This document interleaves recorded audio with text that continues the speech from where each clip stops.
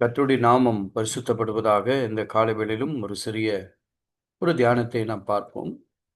சங்கீதக்காரர் தாவீது 118வது சங்கீதத்திலே 24வது வசனத்திலே சொல்லுகிற வார்த்தையை நாம் கவனிக்கும் பொழுது, அவர் சொல்லுகிறது மிகவும் நமக்கு இந்த நாட்களிலே ஒரு சந்தோஷத்தையும் மகிழ்ச்சியும் உண்டாக்குறது. இது கர்த்தர் உண்டு பண்ணின நாள், இதிலே களிகூர்ந்து மகிழக் கடவோம்.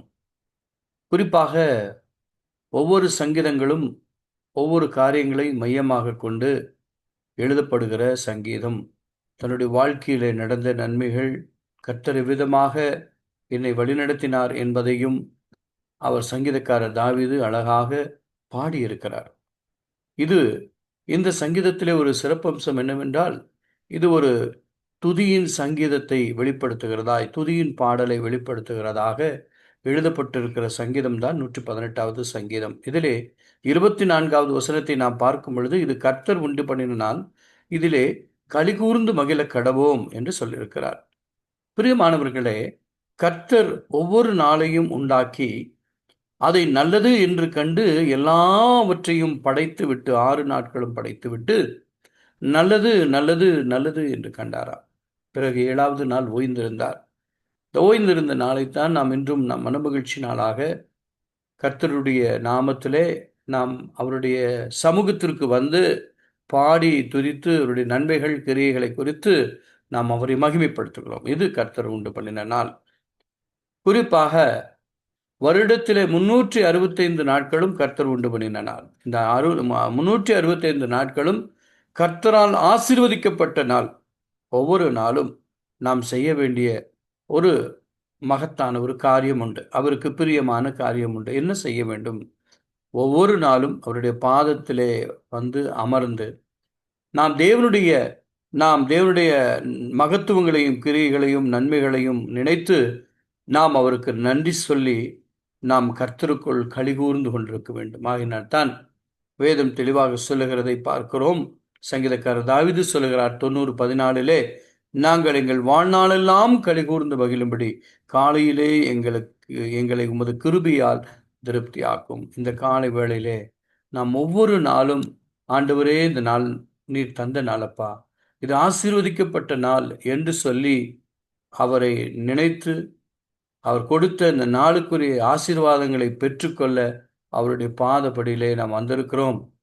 இதுதான் நமக்கு கொடுக்கப்பட்ட பெரிதான ஸ்லாக்கியம். ஒவ்வொரு நாளும் கர்த்தரால் கொடுக்கப்பட்ட நாள். ஒரு சில காரியங்களை குறித்து நான் இந்த காலைவேளையிலே உங்களுக்கு ஒரு காரியத்தை சொல்லிவிட்டு நான் கடந்து செல்ல விரும்புகிறேன்.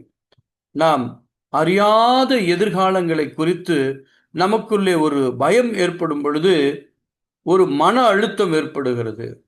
இந்த மன அழுத்தத்தினாலே அந்த நாளிலே நாம் சந்தோஷத்தை மறந்து விடுகிறோம்.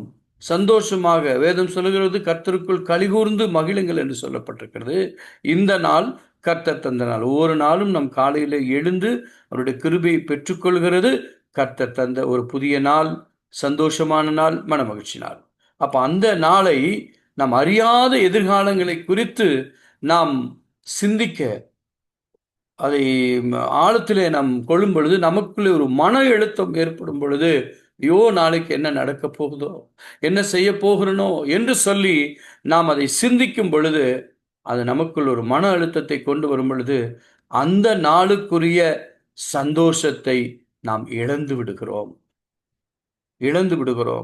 ஆயினால்தான் சொல்லுகிறது வேதம் தெளிவாக, எண்ணத்தை உண்போம், எண்ணத்தை குடிப்போம், எங்கு நம்ம வாழப் போகிறோம், எப்படி வாழப் போகிறோம் என்று சொல்லி எதை குறித்தும் நீங்கள் கவலைப்பட வேண்டாம். ஒன்றை குறித்தும் கவலைப்படாதீர்கள் என்று. நாளைய தினத்தை குறித்து நாம் கவலையற்றவர்களாய் வாழ வேண்டும். இதைத்தான் தேவன் நம்மிடத்தில் எதிர்பார்க்கிறார். நாளைய தினத்தை ஆண்டவர் பார்த்துக் கொள்வார். ஏனென்றால் அவர் என்னை சிருஷ்டித்தவர், என்னை உருவாக்கினவர், என்னை தெரிந்து கொண்டவர், என்னை அழைத்தவர், என்னை அவருடைய உள்ளங்கையிலே வரைந்து வைத்தவர், எல்லாம் சொல்ல முடியும். அப்படி என்றால் நாம் அப்படிப்பட்ட ஒரு விசுவாசத்திற்குள்ளே, நம்பிக்கைக்குள்ளே இருப்போமானால் நாம் இந்த நாளை நாம் மகிழ்ச்சியோடு நாம் கழிக்க முடியும், சந்தோஷத்தோடு கழிக்க முடியும், மனமகிழ்ச்சியோடு இருக்க முடியும். நாம் கர்த்தருக்குள் களிகூர்ந்து மகிழ்ந்து கொண்டே இருக்க முடியும். இதுதான் ஒரு இதனுடைய நன்மைகளை பெற்றுக்கொள்ள ஒரு எளிதான முறையாக இருக்கு. இந்த எளிதான முறை ஆண்டவர் நமக்கு கொடுத்திருக்கிறார். ஆகினால் பிரியமானவர்களே, ஒவ்வொரு நாளும் நீங்கள் காலையிலே எழுந்திருக்கும் பொழுது, ஆண்டவரே, இந்த நாள் கர்த்தர் தந்த நாள் அப்பா, இதிலே நாங்கள் கலிகூர்ந்து மகிழ்ந்து உம்முடைய நாமத்தை மகிமைப்படுத்த வேண்டும். உம்முடைய சமூகத்தை நாங்கள் நாடி தேடி வர வேண்டும். உம்முடைய கிருபைகளை பெற்றுக்கொள்ள வேண்டும். உம்முடைய நன்மைகளை பெற்றுக்கொள்ள வேண்டும். உம்முடைய வழிநடத்துதலை பெற்றுக்கொள்ள வேண்டும். ஏனென்றால் இது எங்களுக்கென்று கர்த்தர் தந்த நாள். அதனாலே நாளைய தினத்தை குறித்து நாங்கள் கவலையற்றவர்களாய், ஆண்டவரே, இன்றைய தினத்தை நீர் கொடுத்திருக்கிறீர். ஒருவேளை இந்த இரவு வேளையிலே, ஒருவேளை நாங்கள் ஏதாவது துதிக்கின்ற ஆராதனையில பங்கு பெற்றுக் கொண்டிருக்கிற வேளையிலே உடைய வருகை வருமானால், நாளைய தினத்தை குறித்து நடப்பதை நாங்கள் ஒருவரும் அறிந்து கொள்ள முடியாது.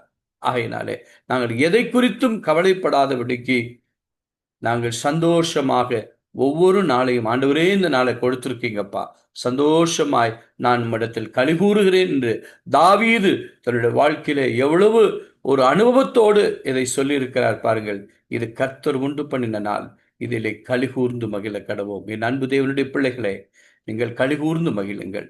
இந்த நாள் கர்த்தர் தந்த நாள். ஒவ்வொரு நாளும் கர்த்தர் தந்த நாள். எல்லா நாளும் கர்த்தருடைய ஆசீர்வாதமான நாள். அந்த ஆசீர்வாதமான நாளிலே ஆசீர்வாதமான காரியங்களின் நன்மைகளை நாம் பெற்றுக்கொள்ள நம்மை முழுவதுமாய் அர்ப்பணிப்போமா? கர்த்தர் உங்களை ஒவ்வொருவரையும் ஆசீர்வதிப்பார். ஆமென். Praise God.